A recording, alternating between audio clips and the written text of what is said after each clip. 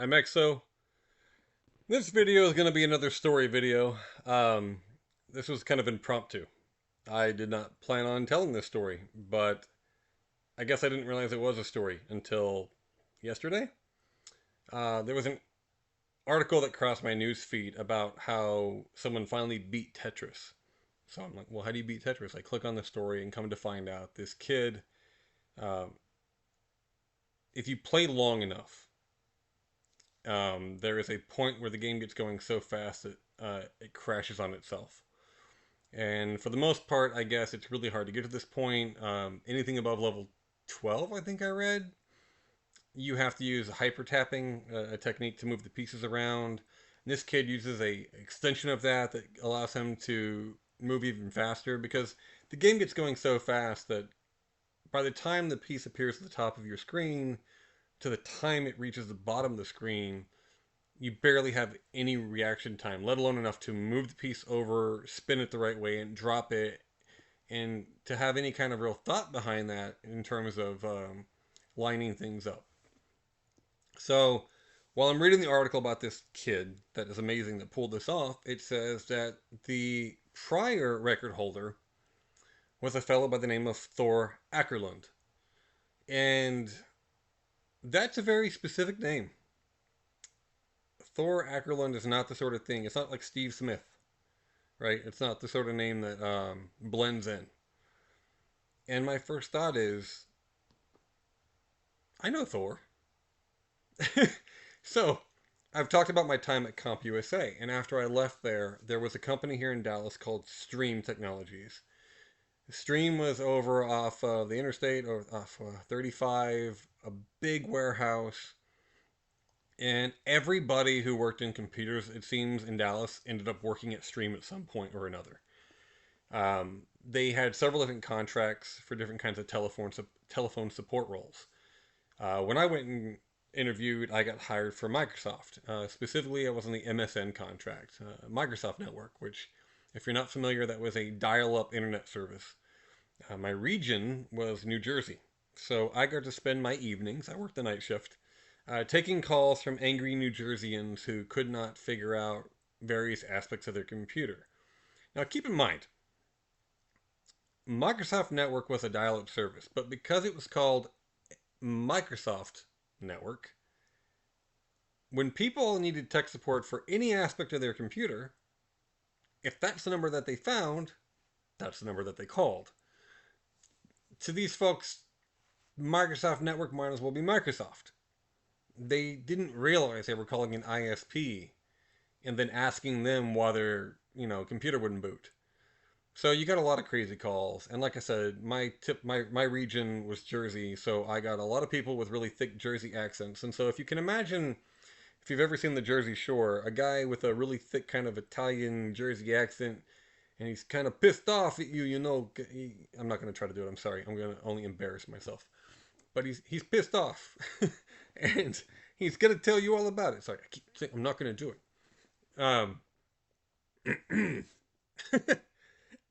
Yeah, I remember getting some crazy calls there, but I met some really good friends while I was there too. Fellow had just moved here from Germany. I'd hang out with him. He introduced me to all kinds of really cool music. Would make me tapes, and it was kind of my introduction to a lot of the German industrial music at the time, and a few other guys too. But there was a fellow named Thor that I worked with, Thor Ackerlund, and he lived like a few blocks from me. Honestly, he did not live very far at all. At least from the house I grew up in. By this time, I was living in an apartment closer to downtown, so I was driving a little bit of ways to come to work every day. But Thor and I would go to lunch together, and I thought it was odd because he's only like 2 years older than me, maybe three, and so we'd go to, I remember there was a Wendy's real close to Stream, and we'd go there to get lunch, and he'd pull out a newspaper and he'd read the newspaper. And we're like 18. Well, if I was 18, that makes him 21 or 22 at the time. And I just remember thinking, like, who reads a newspaper at Wendy's? Like, okay, I mean, it didn't upset me, it didn't bother me, but I remember thinking it stood out about him. And so, and then, at one point I had a computer that was acting up, and we needed to flash it, put a new version of Windows 98 on it. There used to be an event here in Dallas called, I think it was called First Saturday. It was in these parking lots in downtown Dallas, and you could go down there and find it was just tents of all kinds of computer parts. You could find, RAM and hard drives and motherboards and CPUs. And at this time, there was still 486 stuff floating around pretty easily. There was a lot of that, a lot of Pentium stuff, but there was also like Pentium 2s were out. Um, some early graphics cards, the Voodoos, the Diamonds, those were all out. And so you just never knew what you were going to come across. And it was generally pretty cheap. So Thor and I, and sometimes other people would go down to this and buy stuff. And if I remember correctly, he was helping me put a system together, and then there was an error with it. So he said, well, you know what, bring it to my house. So we took the system over to his house, and we stayed up all night um, getting this thing running. I remember being surprised because he had like a Windows 98 key memorized, just rattled it off the top of his head. And I was like, are you serious? How do you know that? And I remember his house. Like, when you have a name like Thor Ackerlund, that's a very, Nordic Viking name. And his father was there when I was there. He kind of had like the Viking beard, but there was like, I remember the house just, it was a smaller, very nice house, but it was, we're not talking anything crazy here. Um, but it had a lot of books. It had a lot of things that, like, I don't know how much of this is my memory making things up and how much of it is what I saw. But I remember it feeling like his father was really into Nordic type things, like bowls and decorations like that. Anyway, here the name pops up. And I think to myself, that seems like it can't be a coincidence. So I Google his name. And this pops up. And I'm staring right there at the guy that I used to eat lunch with all the time. That's no doubt him. And then I see this picture right here. And I realize he was one of the original Nintendo Championship winners. If we go over the Wikipedia here, it talks about how he was one of the winners of the 1990 Nintendo World Championships. He got a Mario trophy, $10,000, a Geometro convertible, a TV, like, and I'm thinking, how was I friends with a guy? I'd say we were friends for 9 months, maybe 12 months, and if I'm forgetting, maybe it was shorter than that, and I'm an idiot. I don't know. It was a while though. It wasn't like we knew each other for a week or two. Like, we worked at Stream for a while. And we would go to lunch. We would talk. We hung out after work. I went to his house. I slept at his house as we passed out there working on my computer. And it just kind of blew me away that at no point did this ever come up. Now, I mean, it speaks towards how humble he is. That he wasn't like, immediately trying to tell me, hey, you know who I am? You know what, you ever play Nintendo? He wasn't, he's clearly a very modest person, which I respect. But I know we talked about games. I know that, like, he had given me a couple to, like, he was like, here, try this, some old computer games. And I think I let him borrow a couple too. And so it's just interesting that to be that close, we're talking about gaming, and for it to still be kind of this thing of like, no, I'm not going to bring that up. We're talking like 1998, I think here. Late 98, early 99. Somewhere in that range. So, internet was out, but it wasn't as easy to look people up. And it definitely wasn't common practice. Nowadays I can type in someone's name and pull up all kinds of information about them. But at no point did I think in 1999 to type in my random friends' names into the internet to see if they came up. There wasn't a lot of information about random people. There would only have been information about semi famous people at that time. So I'm sure there was an article about him up online back then, in some way or another. But I also would not have expected someone that I met at Stream, or anywhere else in my life for that matter, to have been one of the Nintendo World Champions. So anyway, I find it intriguing how the only way I know that he was at Perks is because this Tetris article that came up yesterday. And then that led to finding out the Nintendo World Championship information. Um, it kind of, I think, I wonder. how many people do we all meet at some point or another in our lives that have really accomplished something amazing here or there? And we talk to them, we share a sandwich with them, we share a conversation with them, whatever it may be.